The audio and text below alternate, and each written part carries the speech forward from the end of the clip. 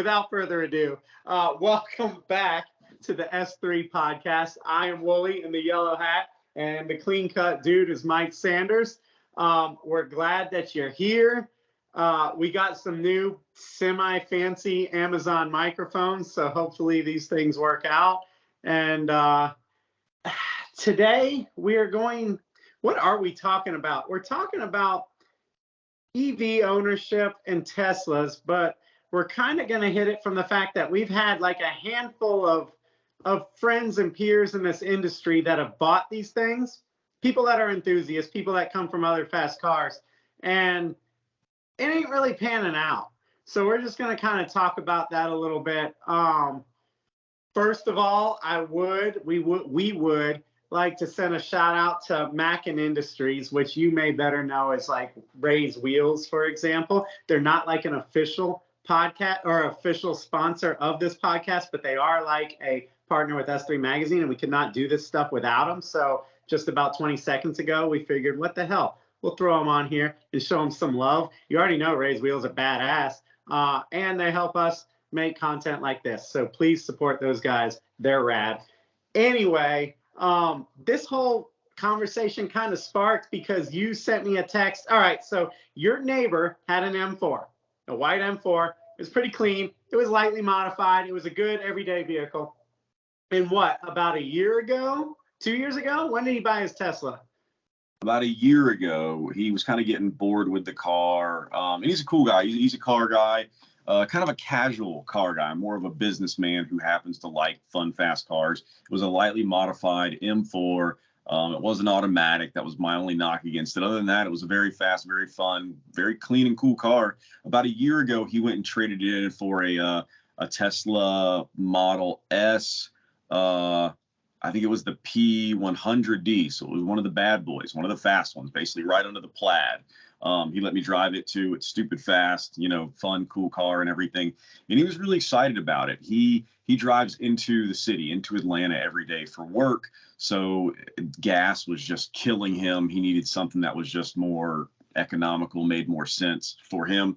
And so he was going to give the whole EV thing a try. And I wanted to see, I was always curious to see how it was. And I kind of asked him all the time, and he's like, oh yeah, it's great. Not having to pay for gas. That's cool and everything. I was outside with my kids playing baseball in the cul-de-sac just the other day, and he came out and he was like, man, I got a vent. Can I complain to you about my Tesla real quick? And I was like, oh God, yes, please do. I'm curious to see what happened. And he was like, and so he bought it slightly used. I'm trying to remember the exact numbers, but I think his is a 2019. So it's a little bit older. He bought it. He spent big money on it. I mean, I think he spent like $80,000+ on it. It really didn't have that many miles when he got it, but he was like, man, this car is starting to squeak and groan and pop, and it's making noise. And on top of that, compare it now to the Teslas that are out there, and the tech has been totally wiped out. It's basically, it's not the new anymore. So it's outdated. And on top of that, it's just the car is starting to feel really old really quickly. We kind of knew that was going to happen because while Tesla has really good tech and really good batteries, they're not exactly automotive manufacturers historically. They're just not good at that kind of stuff. So he was like, I just remember his last sentence kind of stuck with me. And he basically said, in a nutshell, I have a 4-year-old car that feels old. And I was like, that sucks, man. And on top of that, he was pissed because he was kind of checking into resale value recently to see what it would take to get out of this thing. And he essentially will lose his ass because it's worth about half as much as he paid for it. So he's all around just kind of pissed about the whole thing and trying to figure out how the hell to get out from under it right now. So yeah, that's where it stands. I'm not going to call him out by name. Love my neighbor. Awesome guy. Wouldn't want to put him on blast or do anything like that. He's a cool dude. But yeah, he is not so happy with his purchase right now. Yeah. I mean, I know some similar stories from friends. I know a guy that got, and again, these are not just, see, the reason we're doing this podcast is because we're starting to see a difference. Like, you have the people that buy Teslas that did not ever have a cool car before the Tesla. So the Tesla is the absolute coolest car they've ever had, the fastest car they've ever had, all of that kind of stuff. So they're smitten with it.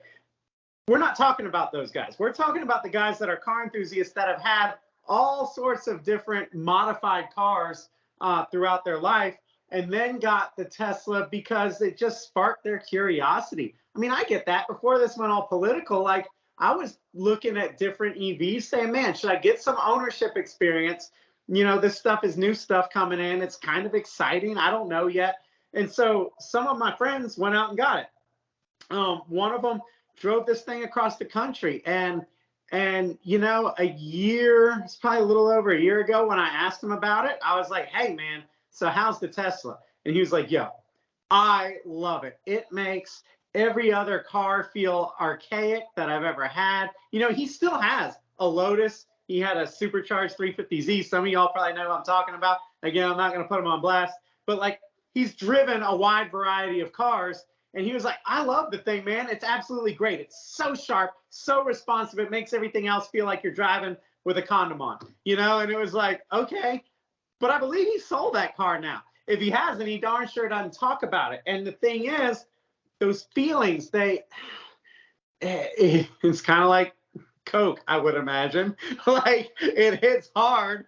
And initially, it's awesome. It's freaking awesome. You know what I mean? And then it's like, it's not as great as I thought it was. I'm kind of having some buyer's remorse and problems. And I'm starting to realize what was actually great about the internal combustion cars and stuff like that. I got another friend I'll mention just to set this up. West Coast guy, car enthusiast, has had a lot of cool stuff. Bought a Tesla, you know, modified it as much as you can, bags, wheels, wraps, stuff like that. And seemed to enjoy the car, seemed to be a real kind of spokesperson for Tesla and EVs and innovation and that whole thing. And that's cool. I like to hear from him because he had a lot of wisdom to share from an enthusiast point of view.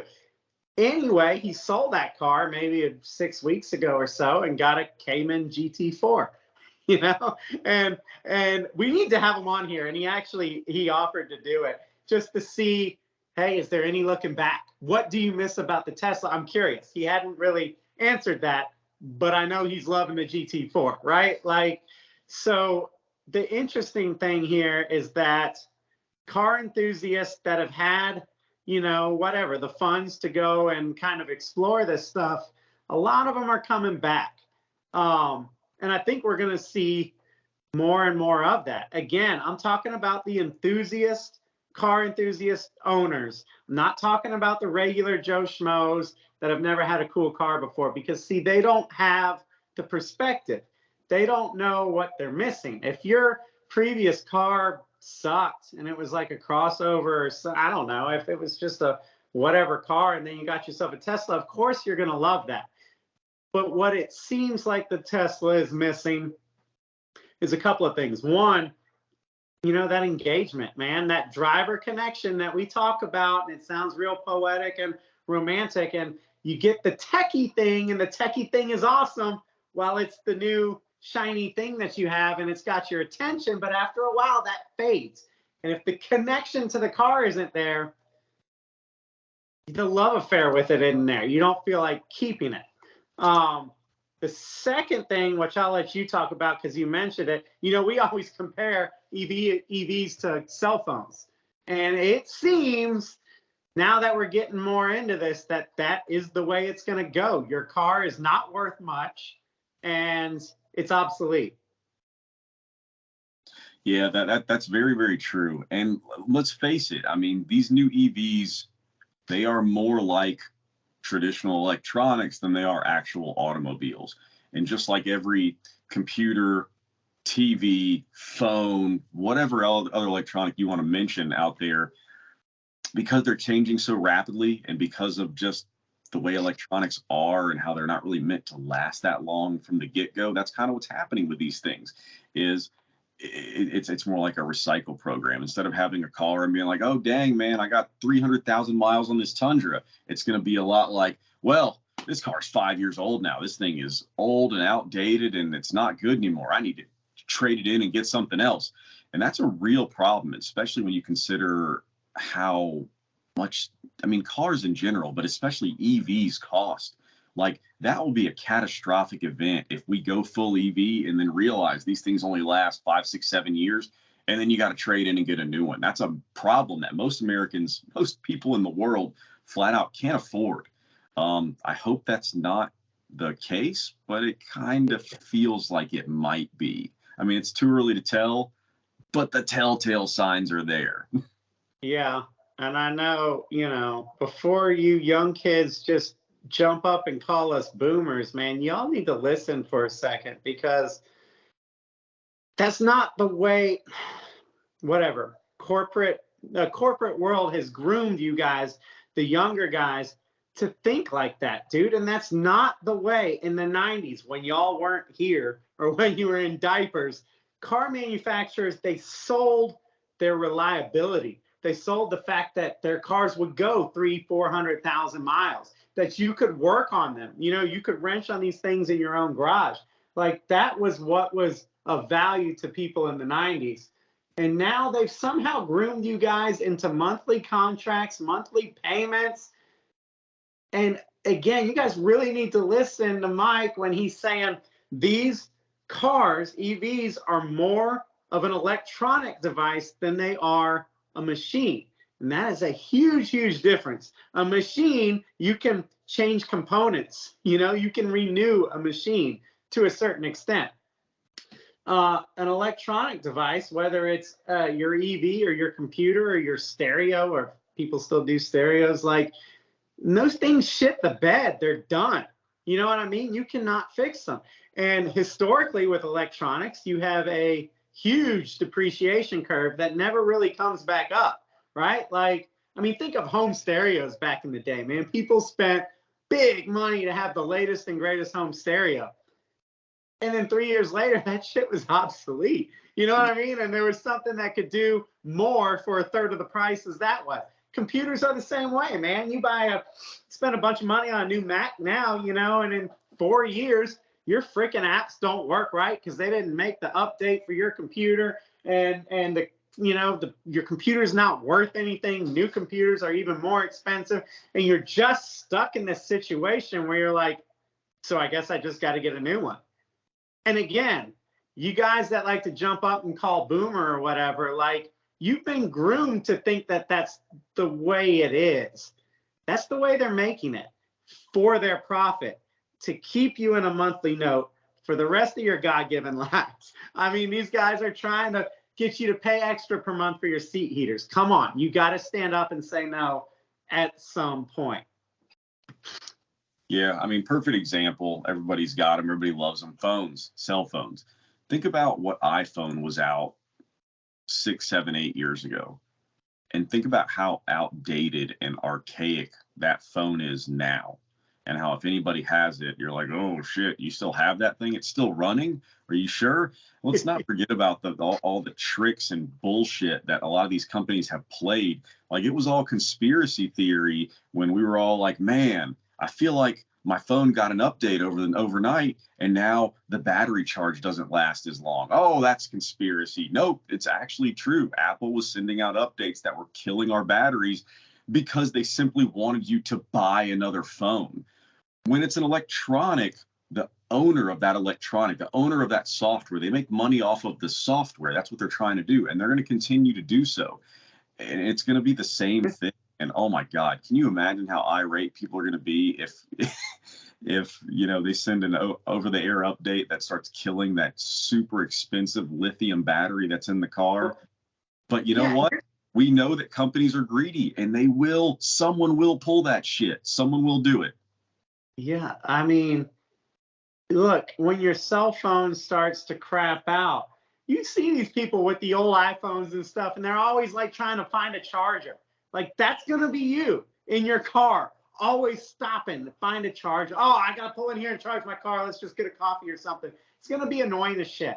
And mark my words, dude, when these batteries, see, we've had enough time with internal combustion. And I don't know if you guys, I don't know why you'd be listening to this if you don't know anything about cars, but a lot of cars share motors. So if you have a motor crap out in your Chevy, there is a wide world of junkyards out there that can replace your motor. It ain't that way with EVs. Now, maybe way down the road, it'll get to be that way. But then again, no, it won't, because you're dealing with electronics and all this stuff is going to be obsolete. It's not going to be junkyardable stuff. And you mark my words, you're going to be in a situation where your battery craps out in your 6-year-old car that you spent 100 grand on that is now worth 35. And they're going to say you either need to spend 35 grand on a new battery made by Tesla or Ford or whoever it is, you know, the recommended warranty battery, or we have this Ching Chong Chinese battery, which is probably honestly the same company that's making the Ford or Tesla one, and we can sell you that one for 11.5 and refinance you on your car that's already 6 years old. But it'll probably void the warranty and, you know, crappy performance, crappy battery life, that kind of. And not to get too far off topic, because this is a rabbit hole.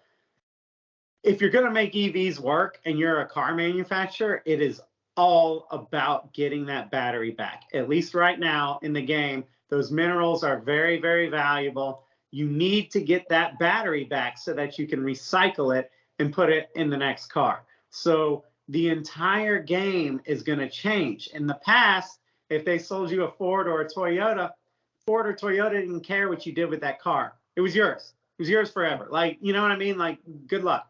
They didn't care what you did with it afterwards. But in the EV world, they're going to want to get that battery back. Like, they don't care about the car. The car is just what's carrying the battery around. The battery is kind of the value here.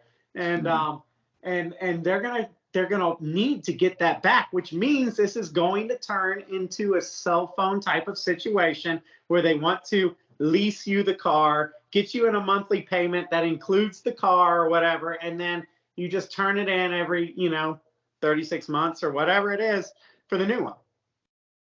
You're 100% right. I mean, they call the stuff, the materials used to make these batteries are called rare materials and rare minerals for a reason, because there's not enough of them. We literally cannot mine them fast enough.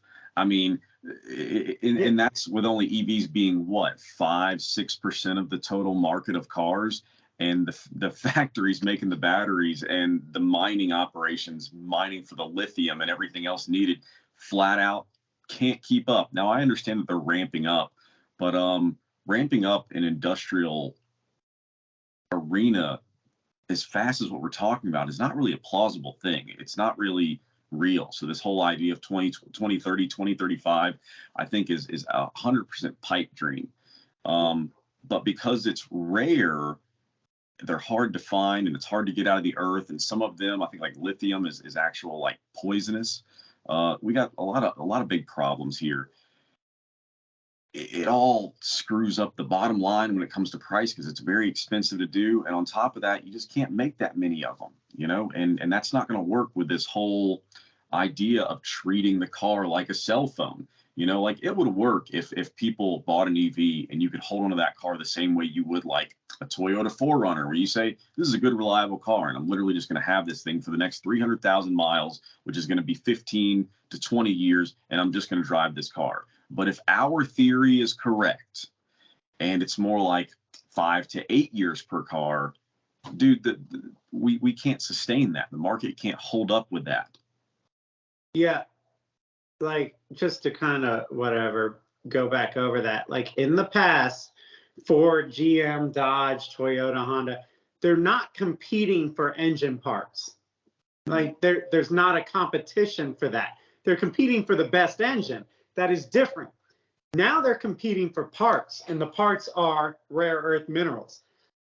So in order to beat the competition, you have to hold on. You have to have the most of them. You know what I mean? You have to have the most of that stuff. And now they are introducing cheaper batteries, which they're trying to market as more efficient. They're changing the words or whatever.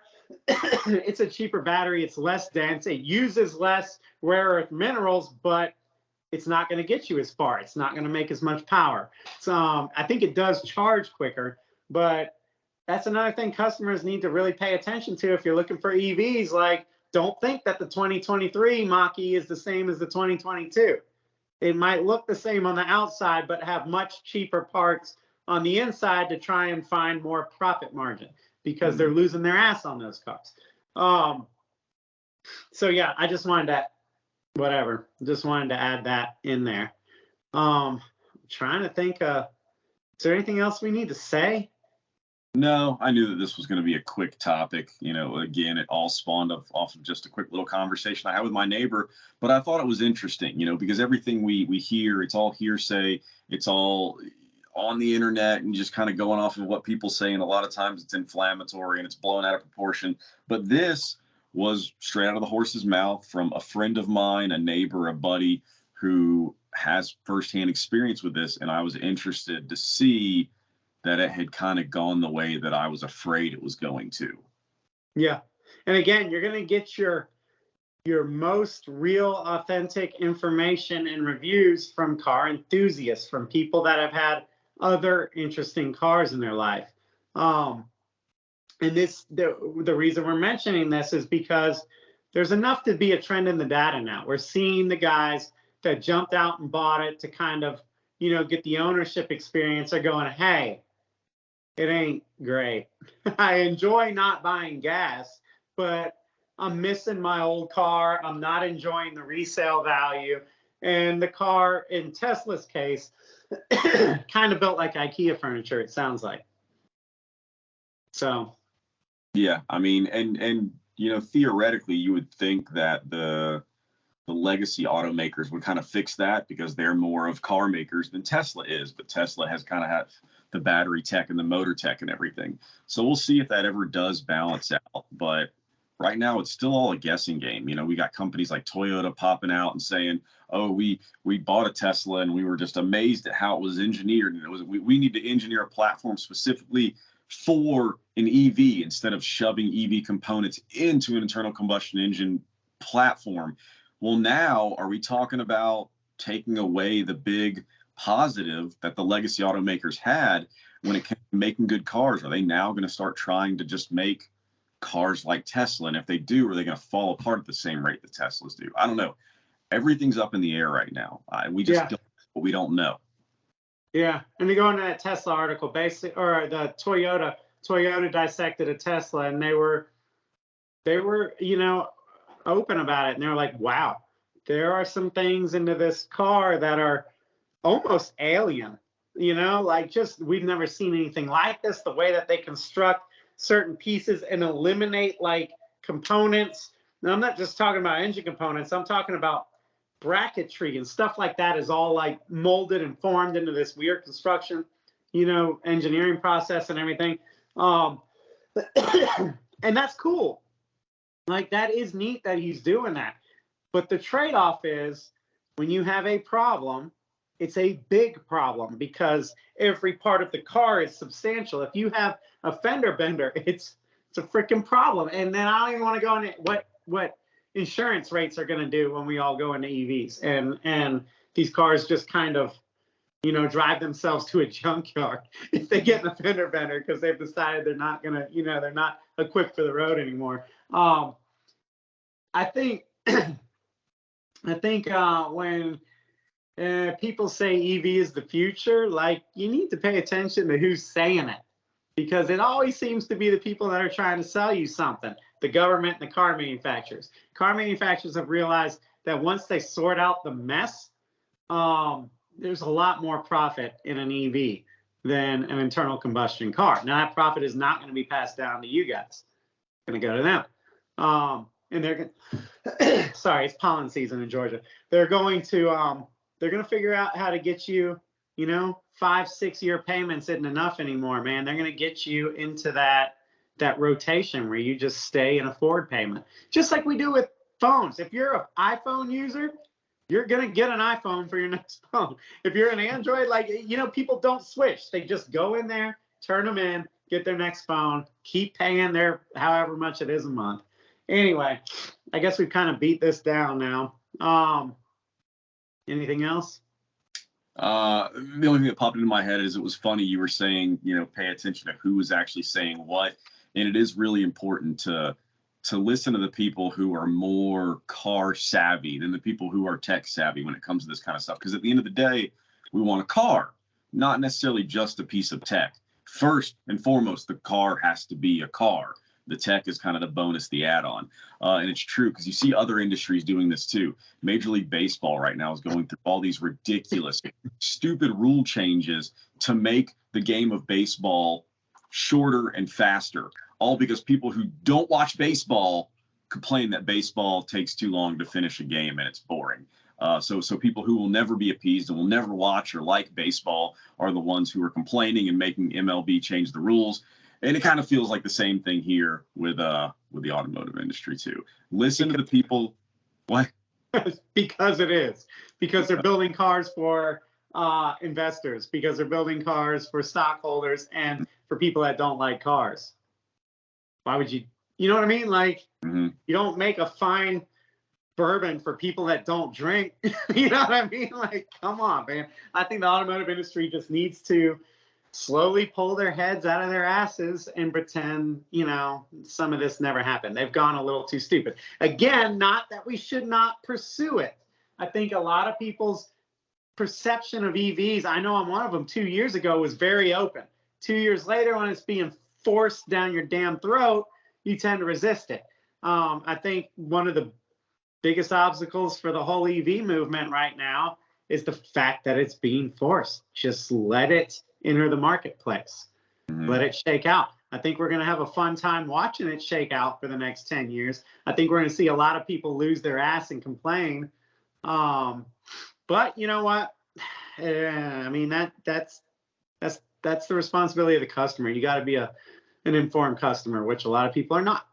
And they're just repeating that this is the future because the powers that be told them that it's the future, and the powers that be told them it's green. And so whatever, that, you know, they'll reap what they sow. Yeah, it's funny. Historically, all my friends and family kind of come to me. In fact, my wife's uncle literally was just texting me last night about a car he was thinking about going to buy. And they tell me make and model and mileage and send me some pictures. Should I buy this? What's the problems with it? And typically I can give a pretty informed answer because I know a decent bit about a lot of cars. I can at least give some solid input on whether or not it's a sound purchase and what kind of stuff you're going to be facing when you buy it.